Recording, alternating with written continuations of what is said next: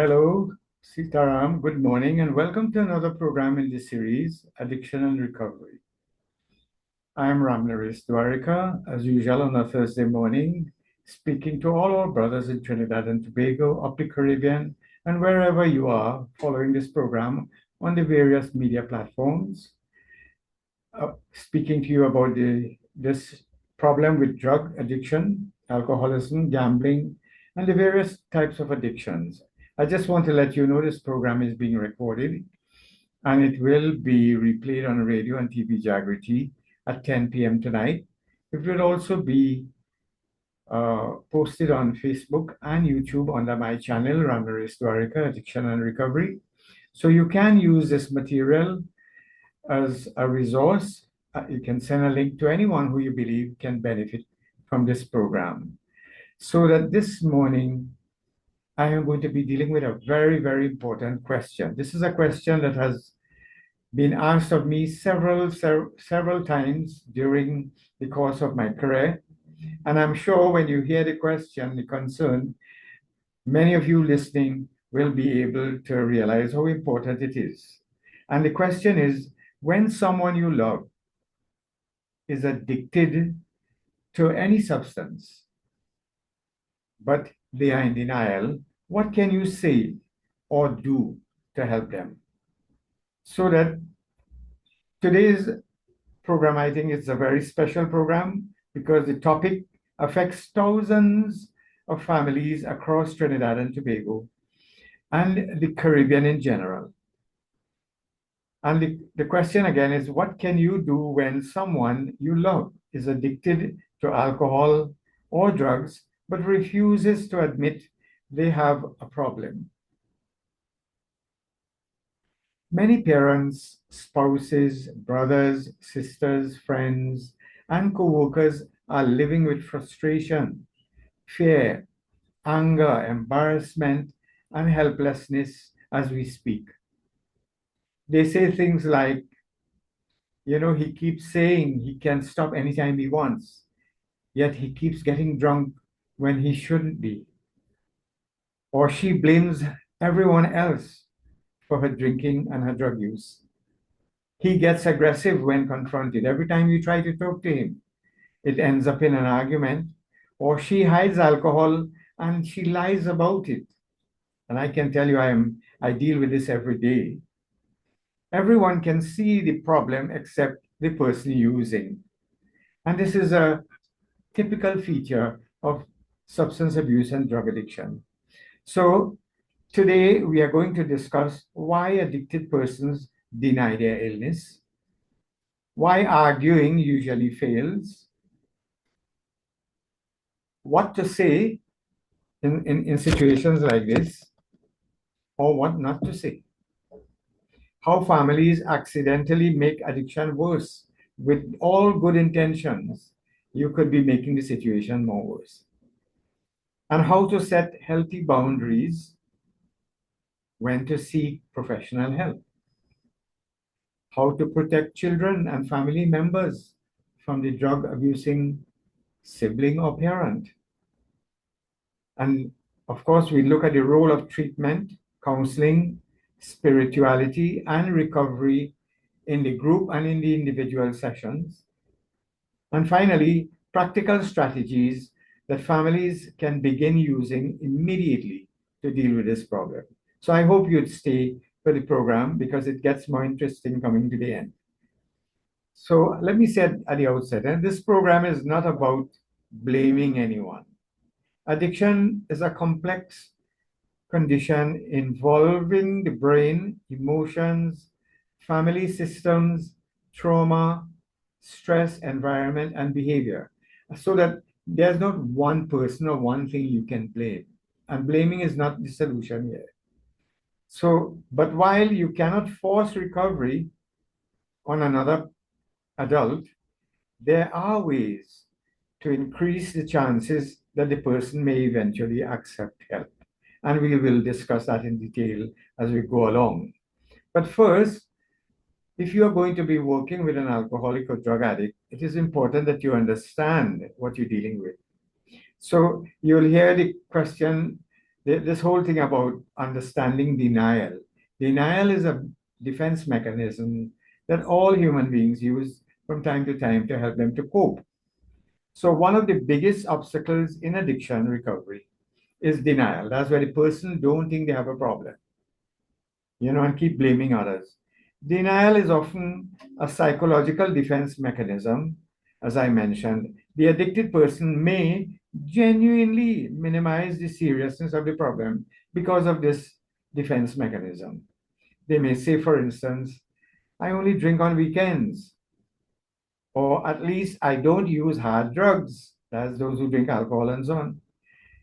And then they will probably say, look, everybody drinks, and I can stop whenever I want. You all are exaggerating, or stress is the real problem, you know. And they will identify a lot of things. If I get help, if I have better job, if I had a better wife, I had my life situations, I will not drink, and all of that. And some of them, in spite of all of this, and yes, they can be functional addicts, where they still managing to go to work, cover their responsibilities, and be everything, but they already become addicted. I still go to work, they'll tell you. And I don't have a problem, and I've heard that at chorus so many times, the addict or alcoholic, I don't have a problem, If they have problem with me, if they just leave me alone, I'm gonna be all right. They know I don't drink for me. So why does this denial happen? Let us look at it. You see, because addiction affects the brain, repeated substance use changes judgment, impulse control, reward pathways, and self awareness. The person becomes emotionally invested in protecting the addiction because they feel like their life very well depends on it. They can't live without a drug. So they'll defend it. Now, the substance may now serve as an emotional escape. It might, of course, be stress relief. It helps them to have social confidence. I know a lot of people, they're very withdrawn and isolated, but when they drink, they're very outgoing. And some people use it literally for pain, physical as well as psychological pain.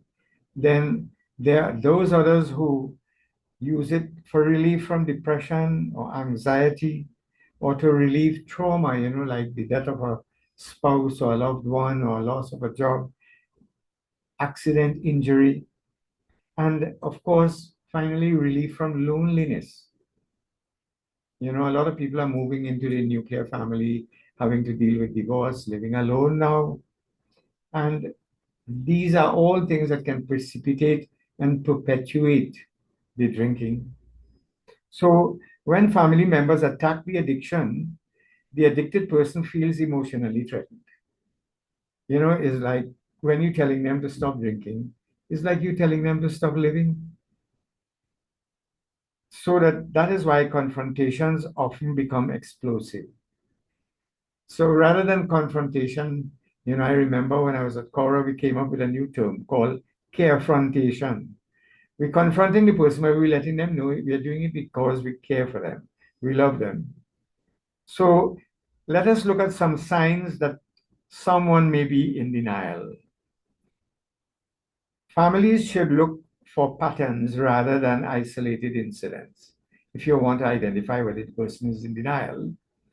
And possible signs will include increased secrecy, long hours in a room, name coming out, and I'm seeing a lot of people addicted to social media and so on could identify with this. Then eventually isolation.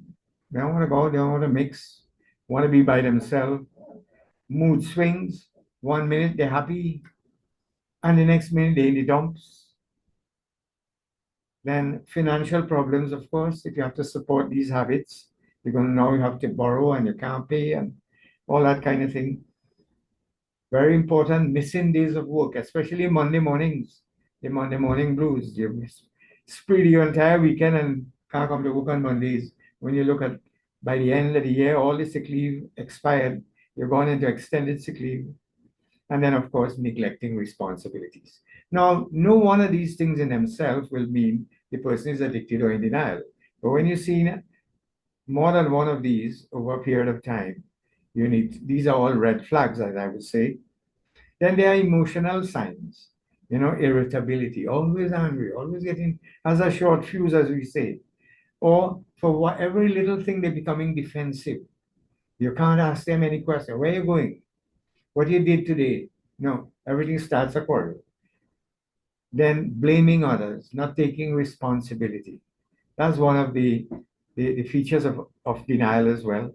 And sudden anger when substance use is mentioned. Anytime you could talk about everything else, but once you start to talk about their drinking or drug use, you're going to get a fight. You're going to get an argument because they have to defend it.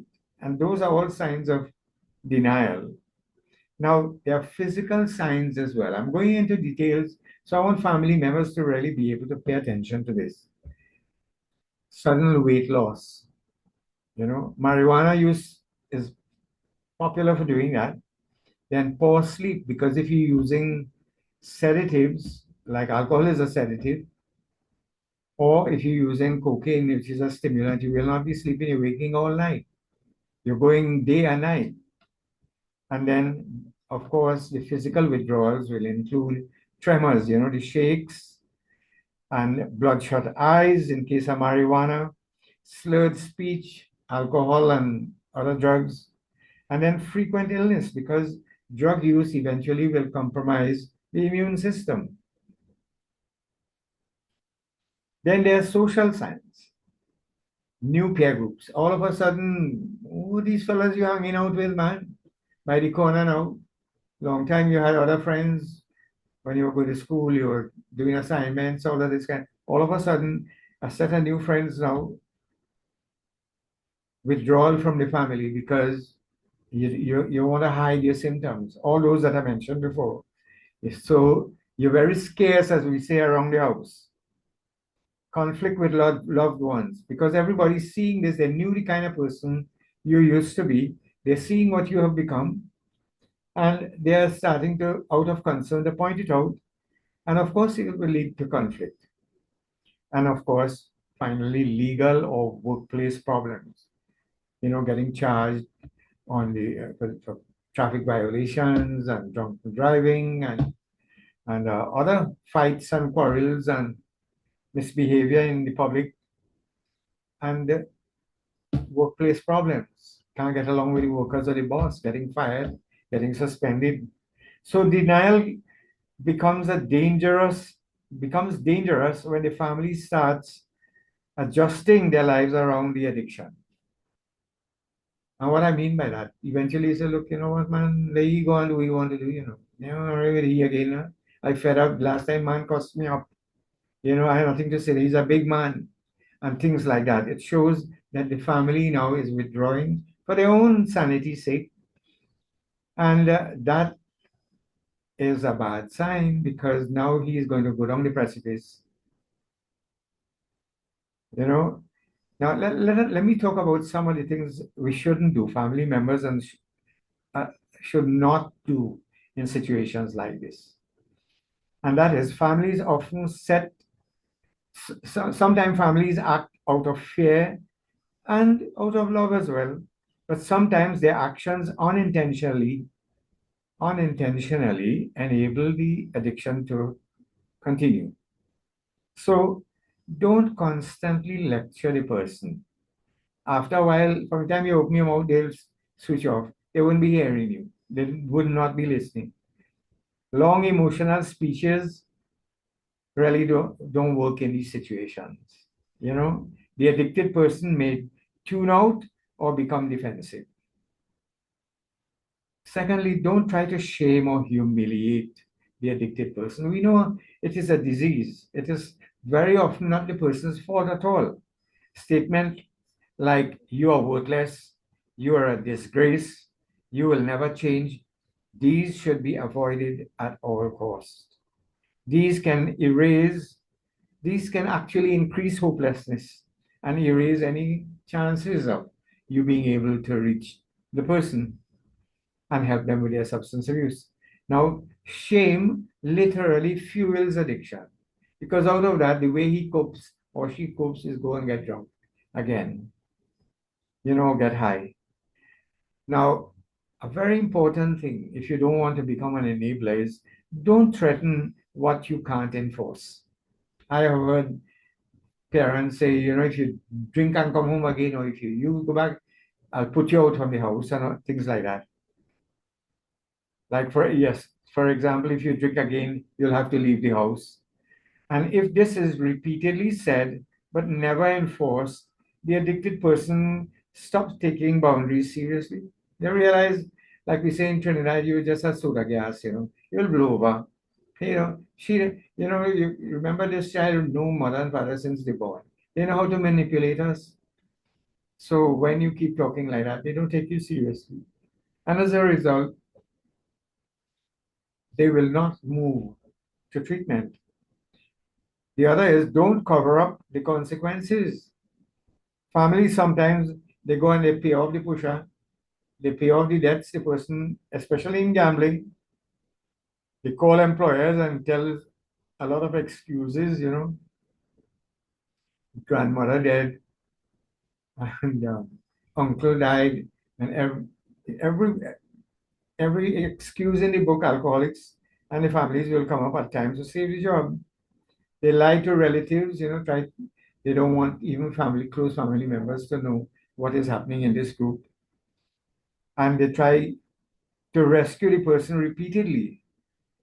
But let me say this, the truth is alcoholics and drug addicts, unless we allow them to suffer the consequences of their behavior, they will never become willing to do anything about their addiction. I want you to pay attention to that.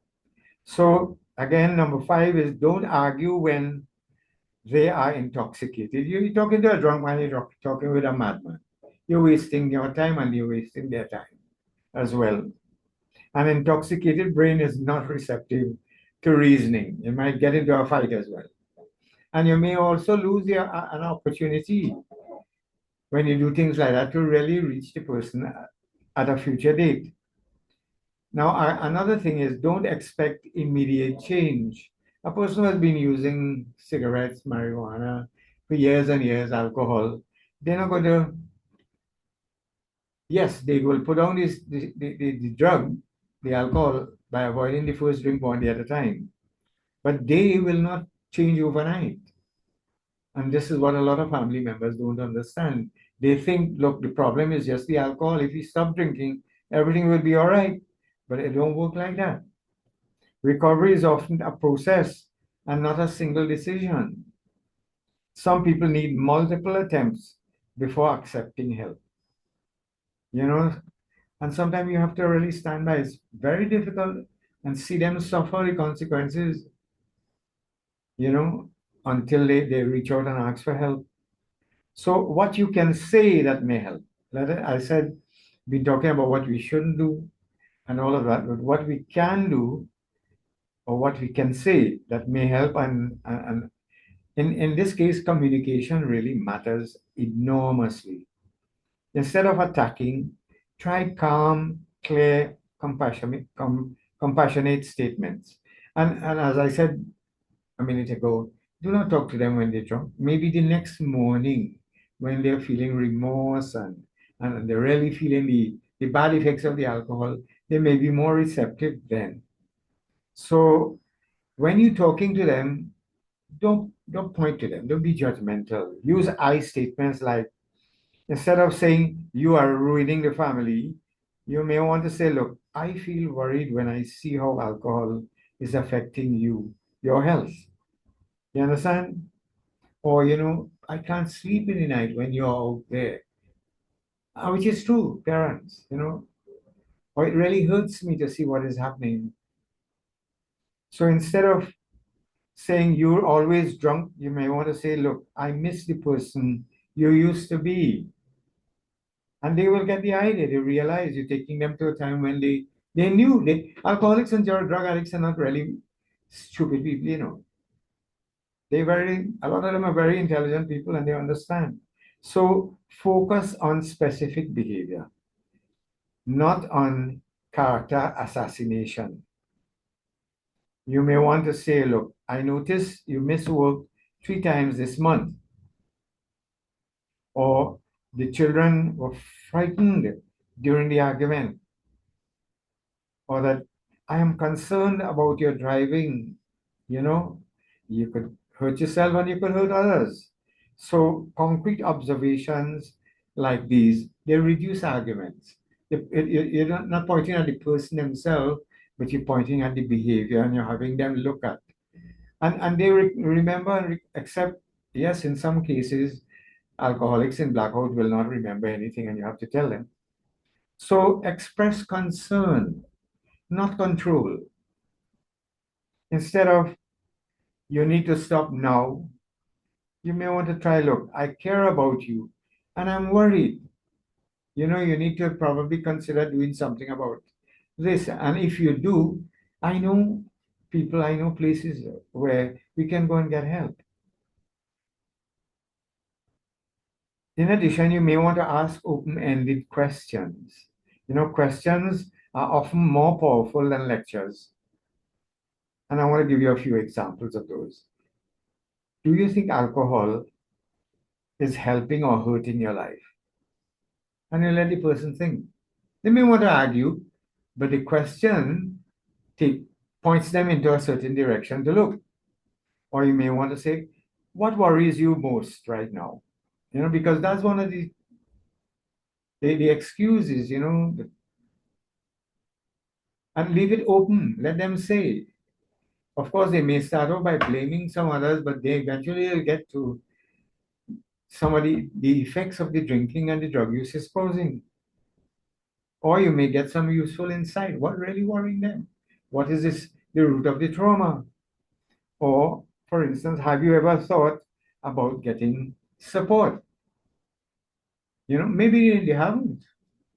Because most people, and I could identify with that, thinking, well, look, okay, if it is a problem, I want to fix it myself.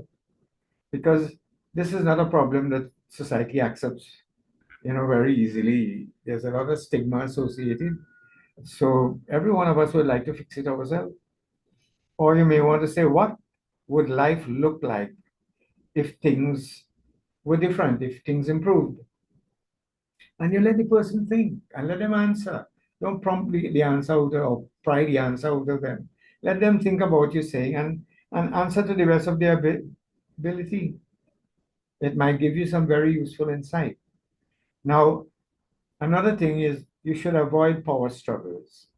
If the person becomes defensive, avoid escalating. Leave it. Next time, we'll talk now. All right? By the time you realize, started getting irritable and so on. Okay, well, we'll talk about this another time. So the thing is, you as a relative or the helper or whatever, you do not have to win the argument. You may win the argument, but you may lose the person. They may never want to talk to you again.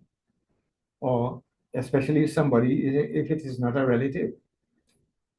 The goal is to plant seeds of awareness. Because whatever you say in the questions I suggested or the concerns expressed, these are like seeds. One day when that person is by themselves in the dumps, when they hit bottom, as we say in recovery circles, they'll remember, this brother or this person was saying, that there is a place I could get help, that I could do something, there's support available. And, maybe my life, I know it could be better if I stop using drugs. So these are all seeds you're planting that will sprout in their own time. And the person may come to you one day and say, oh, look, you know that place you were telling me about, or that person, can we go? And I have seen that happen a lot of times. Or they themselves might choose to find out and go. Now, the importance of boundaries, and this is very, very important. One of the hardest lessons families learn is this. Love does not mean removing all consequences. No. Healthy boundaries protect the family while encouraging responsibility. Example of boundaries is, for instance, look, I will not give money for alcohol or drugs. Now, I myself have done that. My family, for the last 42 years and 6 months that I have given up all drinking and drugs, I don't serve it. I don't keep it in my house. I've had several weddings and get-togethers and parties and all of that, but I don't serve alcohol here. And if workers come to work for me, I'm not going to buy, in Trinidad, you send for something. No, no, no, no, no. I'll pay you money. You go and buy it if you want. But I'm not buying drugs for anyone. I'm not using it. I'm not buying it for anyone or giving it to anyone. No, that's my standard. I will not allow violence in this home. That might be one of the boundary. You understand? Where you let the person, no, no, no, no, no. You want to fight and quarrel or you go in the road. Not in this house. Having said these things, though, you have to stand by them. Because if you don't stand for something, you're going to fall for everything. You may want to say, look, I will leave the room if shouting begins. You're talking with the person and you let them know, look, once you start shouting, I will leave you. Conversation done. Right? So you set the parameters for the conversation and the interaction beforehand. Or you'll tell them you cannot drive the children while drinking. That's a rule. You want to go and drink breads? You don't want to stop? You could go ahead, but not with my children in the car. No. And then treatment must be part of you continuing to stay here. For instance, you have heard relatives say, listen, man, we'll be 100% behind you. We'll do everything to support you if you decide to accept help. But if you decide to go and continue to drink and use drugs, no, no, no, no, no. We're not with you at all. We're not doing anything for you. You understand? So boundaries are not punishment. It must not be seen as punishment. It must be for protection, not only for the family and the rest of the people who are not using the drugs, but also for that person, because that is what will eventually push them and egg them on to go and seek help. So why boundaries matter? Without boundaries, addiction spreads chaos through the entire household. Children become traumatized, and some of this can be repaired later on, psychological damage. Spouses become emotionally exhausted to the point where they leave. Finances collapse, some of which, like in the case of gambling, you can't restore at all unless you win the lotto and you have to go gamble again. So you're out of it. And in the meantime, resentment grows among all the members of the family for and against the addict or alcoholic. Families sometimes become so focused on the addicted person that they neglect themselves, because of his addiction and everybody is now having to adjust their life to accommodate him, to cover for him, so the neighbors and nobody will know what he's doing, and everybody's trying to save him, and they neglect themselves. Mother sitting up until 2 in the morning, even though she's not well because she can't sleep, or father doing the same thing because he's out there drinking and you don't know what kind of message will come. That is very, very unhealthy. Now, I want to look at enabling versus helping, because there's a very thin line that divides.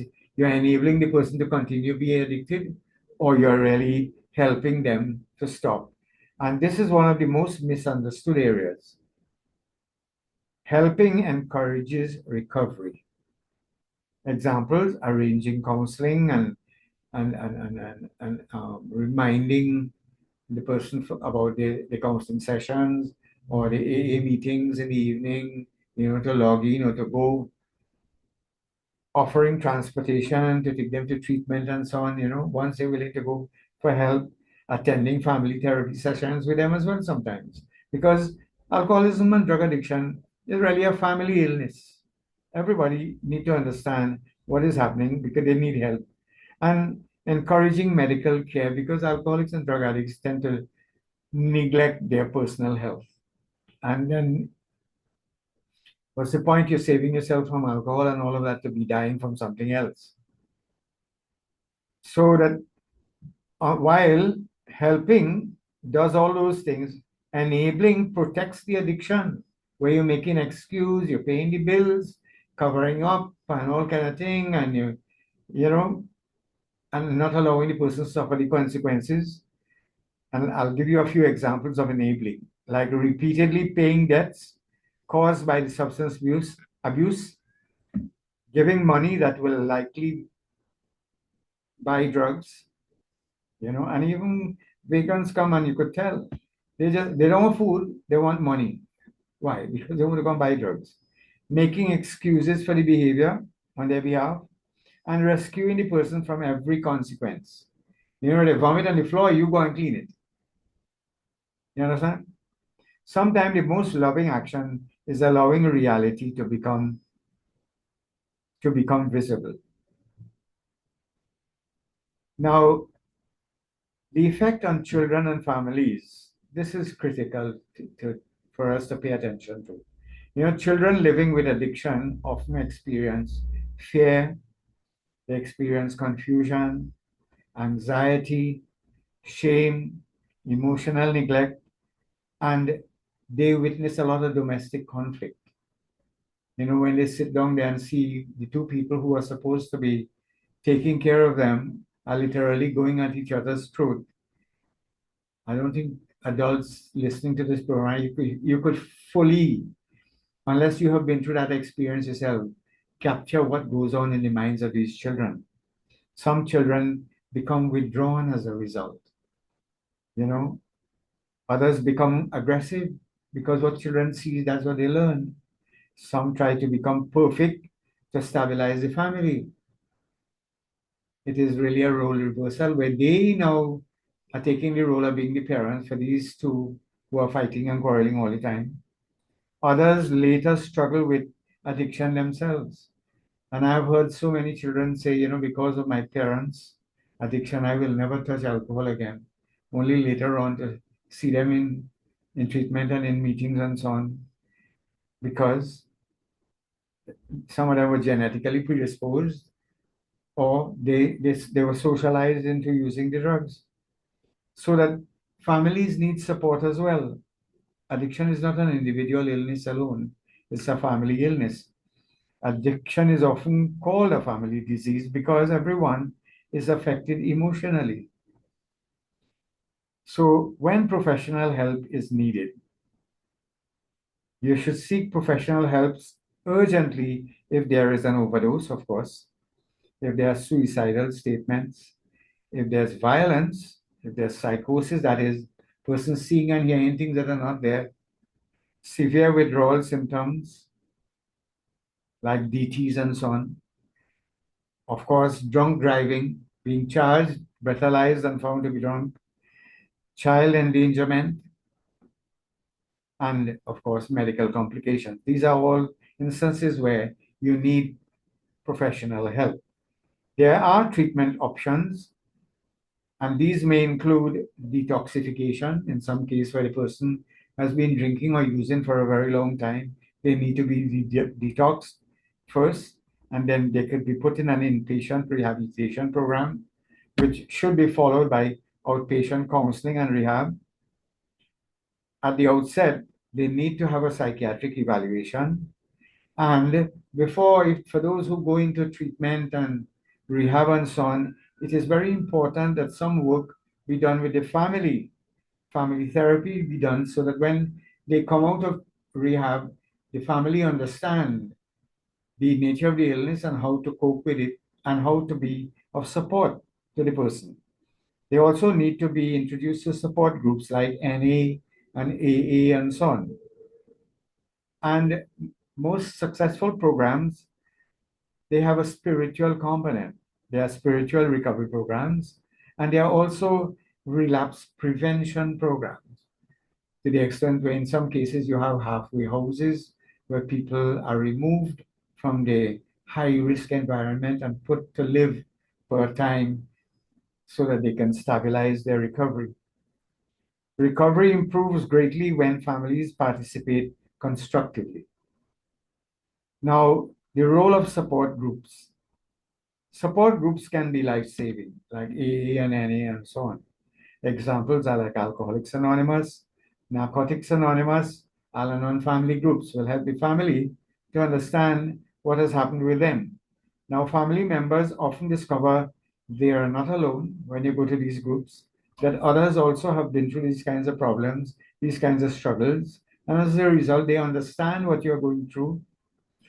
And families always, families also discover that there are healthy coping skills that exist that to help them to cope with what has happened in the family unit, and that recovery is possible. You know, a lot of times families say, look, you drink your rum, you go to your meeting. I didn't drink no rum, so I don't have to go. But that is a misconception. It is important for the family members to also become involved in treatment.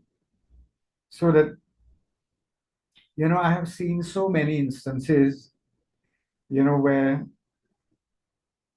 there's a short little story here. A mother spent years arguing with her adult son about cocaine and alcohol. Every week there were fights. Every week she rescued him financially. She still go and pay the pusher. Every week she cried and threatened and pleaded and covered for him, but nothing changed. Eventually, she changed her approach. She calmly said, look, I love you deeply. I will help you get treatment, but I will no longer support your behavior that is destroying you and harming this family. For the first time, boundaries were real. At first, the son became angry, but months later, after facing consequences and emotional exhaustion, he finally agreed to go for treatment. And recovery was not instant. There were relapses, but today he's employed, he's sober, and he's rebuilding trust in the family. So sometimes change begins not when families scream louder, but when they become calmer, clearer, and stronger. So a practical action plan for families, briefly, in the time we have left. Here are some practical steps families can begin to take immediately. First, educate yourself about this problem you're dealing with. And that is what this program is about. Learn about addiction scientifically and psychologically. Stop arguing with intoxicated people. Choose your time to talk to them, most likely the next day when they're in recovery. Use respectful communication, firm but compassionate. Establish clear boundaries and consistently maintain them. Don't renege on it. Seek support for yourself as well. Counseling and support groups help families tremendously. Encourage treatment without controlling or humiliating. Protect children. Children should never be exposed to violence or dangerous substance-related environments. Take care of your own health. Important. Stress from addiction can lead to depression, anxiety, hypertension, sleep problems, emotional burnout. And this is not the addict, this is you.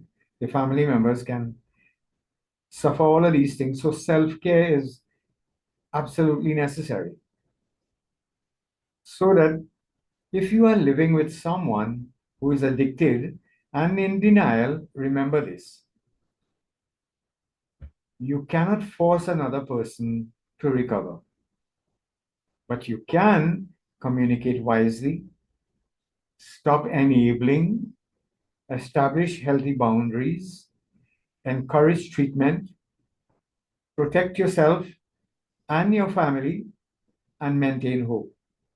These are important things that is doable. You can. Now, many people who once denied having a problem eventually entered recovery and rebuilt their lives. I want you to know that recovery is possible and families can heal.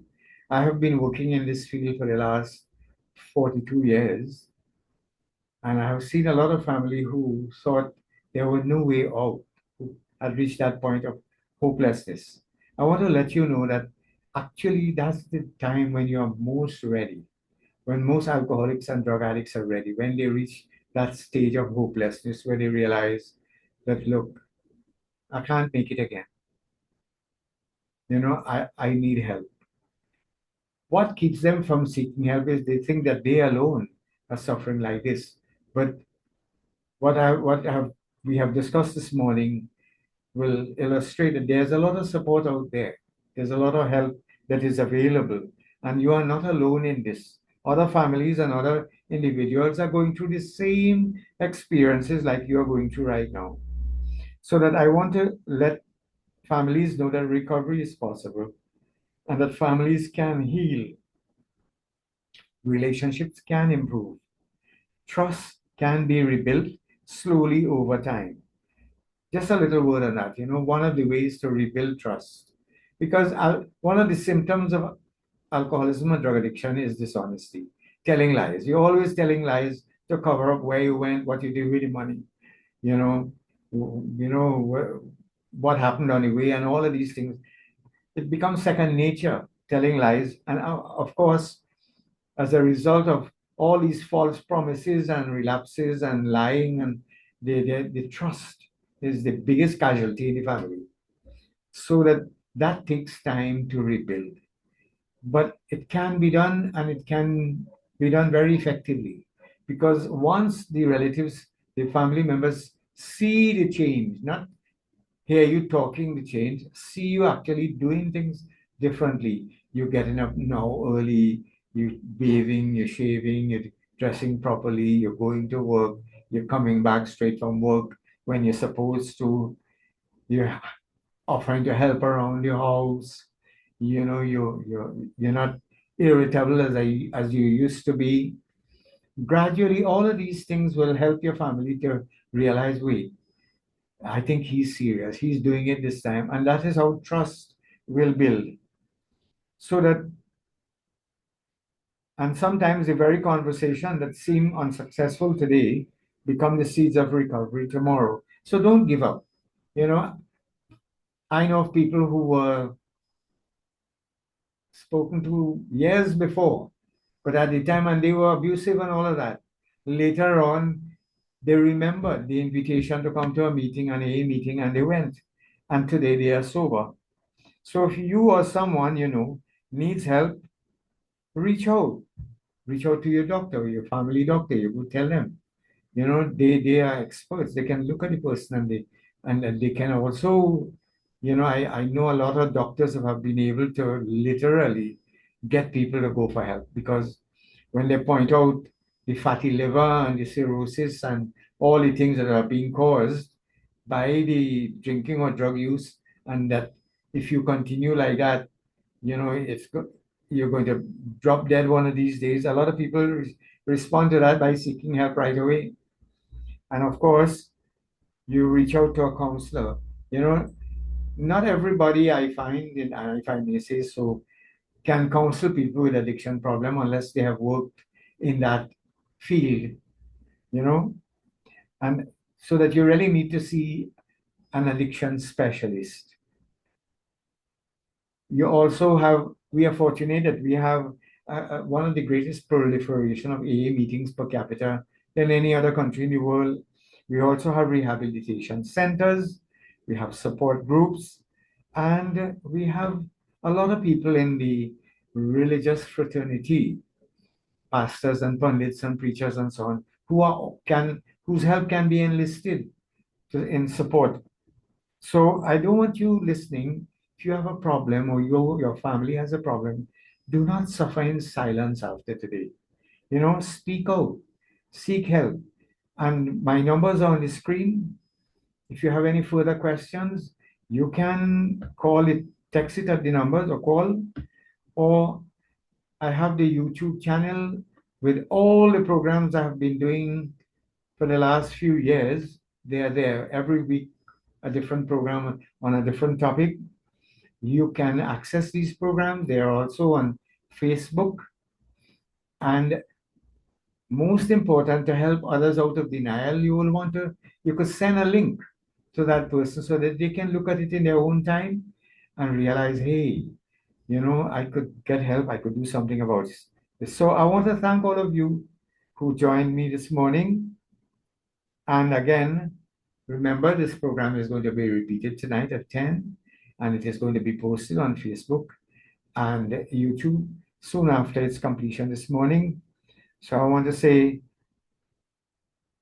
again, have a good day, and may healing, wisdom, and recovery reach every family struggling with addiction.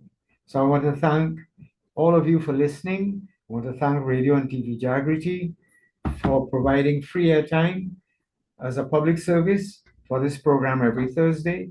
Thank those people in the station, Jason and Bimal and all of them, and CEO Mr. Maraj, for supporting this program. And again, as I said, if you have questions, comments, you can post it on the YouTube channel as well, or the Facebook, or you can text me and I'll be happy to respond. So until next week, have a sober week, enjoy the holidays, and see you again next week, Thursday.